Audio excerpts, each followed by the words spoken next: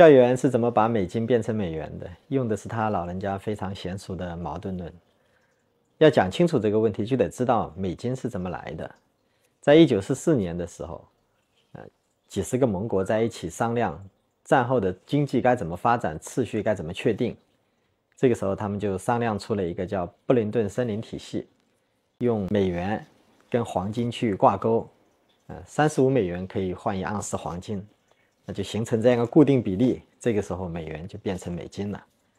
那个时候，美国占了全球经济总量的1半以上，黄金储备9000吨，占了全球的2/3以上。他来当这个老大，大家都支持他。但是这样一个国家当了老大以后，一旦有了铸币权，因为你想，我只要发1张美金出来，就可以当黄金去使用，这种诱惑太巨大了，那他就拿着就会乱花。怎么花？第一场花在了像朝鲜战争，教员跟他打的，没打过，花了一堆的钱。那第2场又花在越南战争，又是教员支持越南把他给拖垮的。拖到差不多越战后面，这个时候有戴高乐将军出来拱火了，他担心说，你看你这么乱花美元，那到时候你不出黄金怎么办，对吧？你肯定超发了。那他就开着船，那时候开玩笑说开着航母去美国运黄金，就说我拿美元，你给我换黄金换出来。这个时候教员也抓住了机会，什么机会呢？因为在非洲有一个金矿叫兰德金矿，在南非的北面一点。这个时候兰德金矿的黄金大部分之前还是被美国人收走的至少被他控制的这个时候我们去修坦藏铁路，修坦藏铁路的一个目的当然是为了发展跟非洲的关系，还有要它里面的一些铜矿以及它的小金矿。另外一个方面就是说，我们把10万这种铁道兵部署在非洲，而且离它兰德金矿不远，你没法控制这个兰德金矿的黄金，一定卖给你美国，一定被你美国用这个美元换走。如果说这个金矿被他控制，那么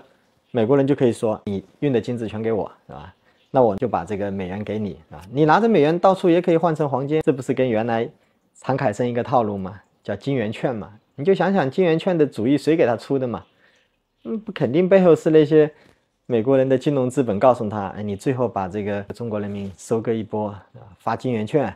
把大陆的黄金兑走了200多万两那时候就给他运到湾湾那里去了。那这个时候我们不有10万工农兵在那里，而且我不一定要通过你控制的港口走，你可以通过坦藏铁路上面这里通过别的出海口走掉。那这样你就控制不了这样一个兰德金矿，那就相当于什么？有一个5万多吨的这样一个金矿你控制不住，这个时候你相当于美金锚定的黄金不归你控制，等于把你的锚定物的控制权给拿掉。这个就是教员用矛盾论用的炉火纯青的地方。我不一定要说出一个我的人民币，那时候人民币还出不了海，规模还非常小，我不可能用我的金融的方案跟你去打，但是我可以抓住你的主要矛盾。你的主要矛盾是什么？你一定要控制这个金矿。如果说你不控制金矿，那你黄金跟美元挂钩，你相当于你的锚定物不归你控制，那你这个时候你的美金不就是根基被人拿掉了吗？那这个时候你美金还能成为美金吗？不就是当我们坦藏铁路修完了以后，他不就宣布把布林顿森林体系给破产掉了吗？这个时候把这个黄金就绑定到石油上面去，其实他绑定石油也绑定失败了，并没有说给他石油形成一个一一的兑换的价格，比如说多少钱石油就多少美金，他没有做这样一个绑定，因为石油的开采也不在他手上。慢慢的经过一段时间的过渡，苏联的垮掉，他开始绑定到他自己的主权信用上面去。所以你看教员是抓住了什么？